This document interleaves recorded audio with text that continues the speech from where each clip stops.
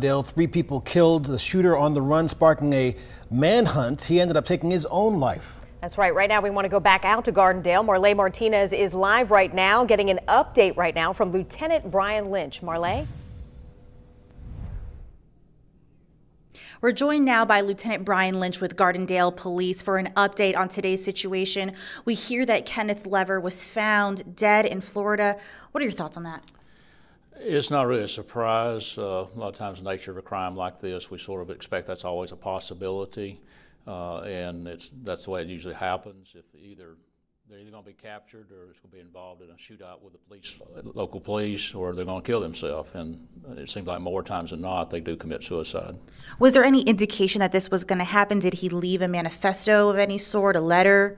Not that we're aware of in that sense. We did have information earlier today that he actually met with a minister there in the Pensacola area, which was a pretty good clue that he was planning on doing something like that. And also we had heard through some of his family that he had talked about suicide and also killing his ex-wife. So he obviously carried that out. Any idea of that discussion with the minister, what he talked about, his intentions then? We do not know. Don't know what the content of that was. That was just something that was forwarded to us from the agencies in Florida and through the federal agencies that were working the case with us. We now know that there are 3 victims in this triple homicide. Do we know if there was anybody else at the house at the time, any other relatives?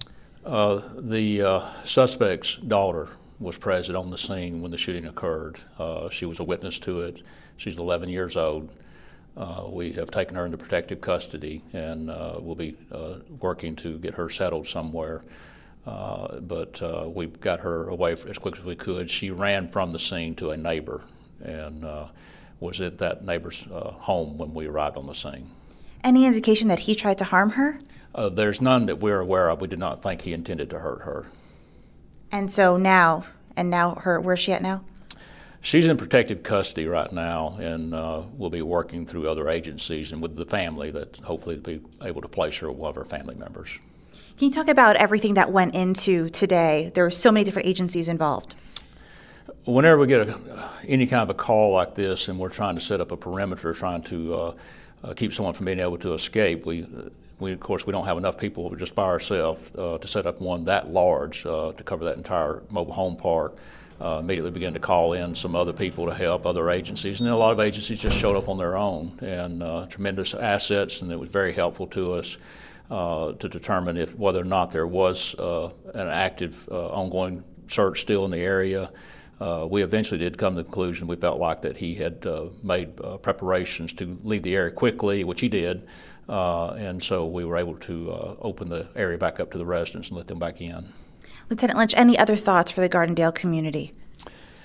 Well, I know it's shaking up a lot of people in the community for something like this to happen. It's not something you expect to happen in your neighborhood, but again, this is one of the very difficult times you face with it's a domestic violence situation, and you know that there's not a great sense of danger to the other people in the community because of it. It was a very targeted type of action.